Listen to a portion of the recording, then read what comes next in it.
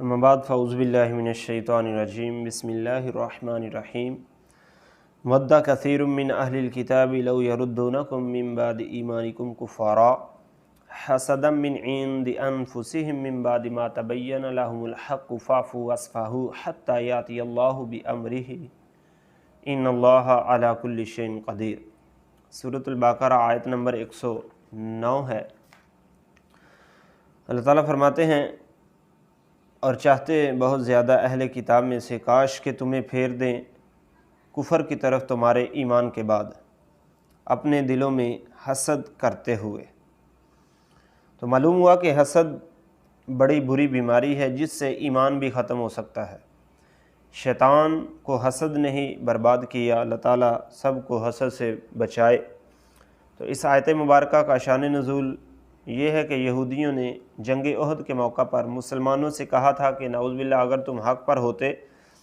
تو شکست نہ کھاتے، تو اس وقت یہ آیت مبارکہ نازل ہوئی۔ آگے فرمایا ما تبین لہم الحق فاعفوا واصفحوا حتی یاتی اللہ بامرہ، تو ان پر خوب ظاہر ہو گیا حق تو تم چھوڑ دو اور درگزر کرو،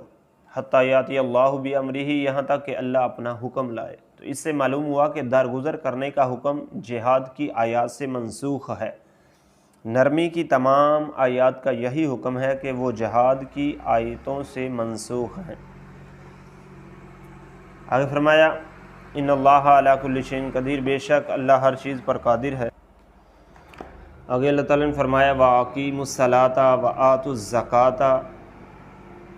اور نماز قائم کرو اور زکوٰۃ دو۔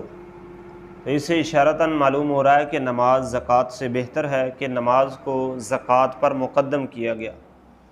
تمام شرعی احکام زمین پر ہی بھیجے گئے، مگر نماز معراج کی رات حضور صلی اللہ علیہ وسلم کو عرش پر بلا کر عطا کی گئی۔ تو یہ رب تعالیٰ کا بہت ہی پیارا تحفہ ہے، تو ہمیں چاہیے کہ ہم اس تحفے کی قدر کریں اور اس کو پابندی کے ساتھ ادا کریں۔ آگے فرمایا وَمَا تُقَدِّمُوا لِأَنفُسِكُم مِّن خَيْرٍ تَجِدُوهُ عِندَ اللَّهِ، اور اپنی جانوں کے لیے جو بھلائی آگے بھیجو گے اسے اللہ کے یہاں پاؤ گے، یا ان اعمال کا ثواب پاؤ گے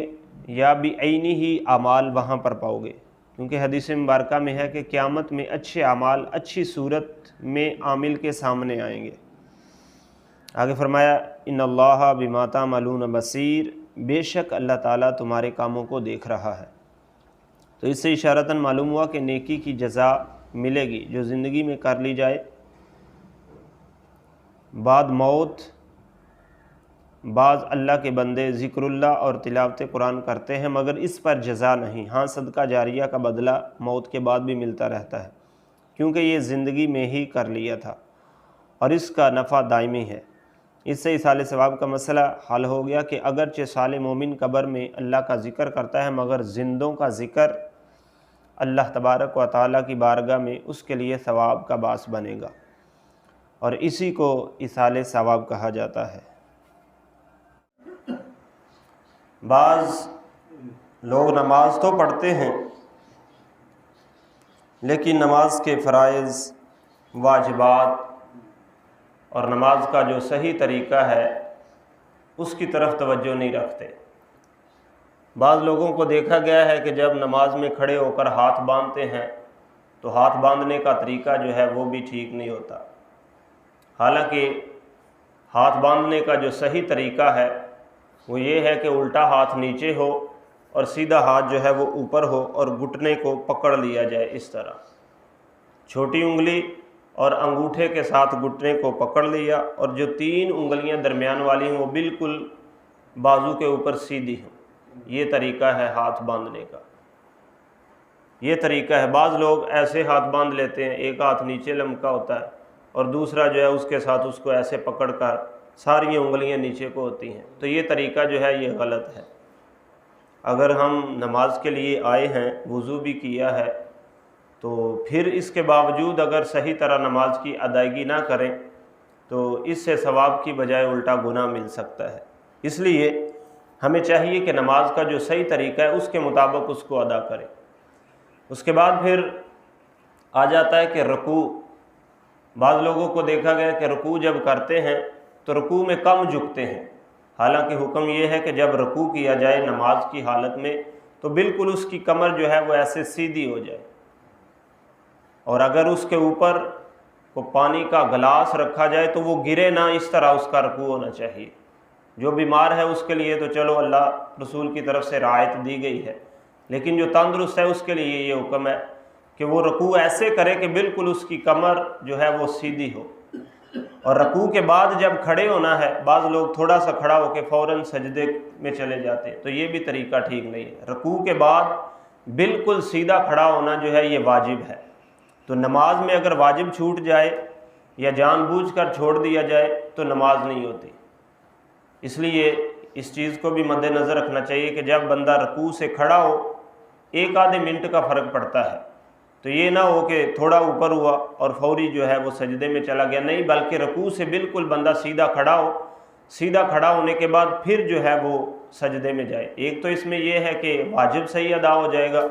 اور دوسرا یہ ہے کہ جب بندہ رکوع سے اٹھ کر سبحان ربی العظیم پڑھنے کے بعد جب پڑھتا ہے سمیع اللہ لمن حمیدہ، اس کی ادائیگی ٹھیک ہو جائے گی، ربنا لک الحمد جو ہے اس کی ادائیگی جو ہے وہ ٹھیک ہو جائے گی۔ تو اس میں یہ ہے کہ الفاظ بھی صحیح ادا ہوں گے اور جو رکن ہے سیدھا کھڑے ہونے والا وہ بھی ٹھیک ادا ہوگا۔ اسی طرح دو سجدوں کے درمیان بعض لوگوں کو دیکھا گیا ہے کہ دونوں پاؤں کھڑے ہوتے ہیں، سجدے سے تھوڑا سا اوپر ہوئے، دونوں پاؤں ایسے ہی کھڑے ہیں، پھر دوسرے سجدے میں چلے گئے، تو یہ بھی طریقہ جو ہے یہ ٹھیک نہیں ہے۔ حکم یہ ہے کہ جب دو سجدوں کے درمیان بیٹھیں تو اسی طرح بیٹھنا چاہیے جس طرح اتحیات کی شکل میں بیٹھتے ہیں، ایک پاؤں کھڑا کر کے دوسرا پاؤں جو ہے وہ بچھا کے اس کے اوپر بیٹھتے ہیں اتحیات کی شکل میں، دو سجدوں کے درمیان بھی اسی طرح بیٹھنا چاہیے، یہ بھی واجب ہے۔ اگر دونوں پاؤں کھڑے ہیں، ایک سجدہ کیا اور تھوڑا سا اوپر ہو کر پھر دوسرے سجدے میں چلے گئے تو اس طرح واجب جو ہے وہ رہ جائے گا، اور واجب رہ جانے سے نماز نہیں ہوتی۔ تو یہ چیزیں جو ہیں یہ نماز میں ہمیں مد نظر رکھتے ہوئے نماز پڑھنی چاہیے۔ بعض لوگ ہیں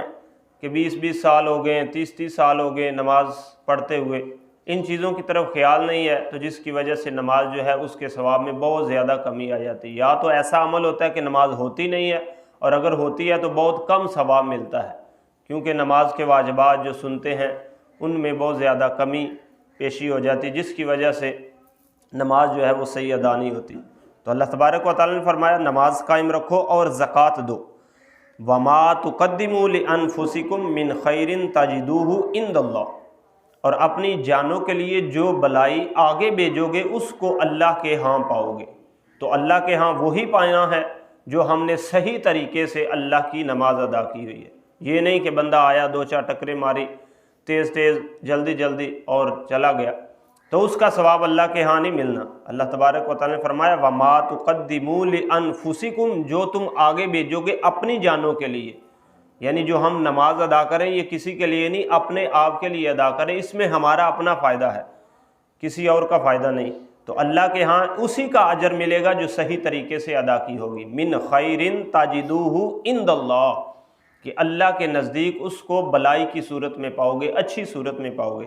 ان اللہ بما تعملون بصیر، اللہ تبارک و تعالیٰ نے آگے یہ بھی بیان فرما دیا کہ یہ نہ کوئی سمجھے کہ میں جیسے مرضی کرتا رہوں کوئی دیکھ نہیں رہا، بلکہ رب نے فرمایا ان اللہ، بے شک اللہ تعالیٰ، بما تعملون، جو تم عمل کر رہے ہو، بصیر، دیکھ رہا ہے۔ تو اس لیے کسی آدمی کو دکھانے کے لیے نہیں عبادت کرنی چاہیے، بلکہ رب کو راضی کرنے کے لیے عبادت کرنی چاہیے، کہ کوئی دیکھے یا نہ دیکھے، کسی کے دیکھنے کے ساتھ مجھے کوئی غرض نہیں ہے، اللہ تبارک و تعالیٰ میرا مجھے دیکھ رہا ہے، تو میں ایسے نماز ادا کروں جیسے اللہ اور اس کے رسول صلی اللہ علیہ وسلم نے حکم دیا ہے۔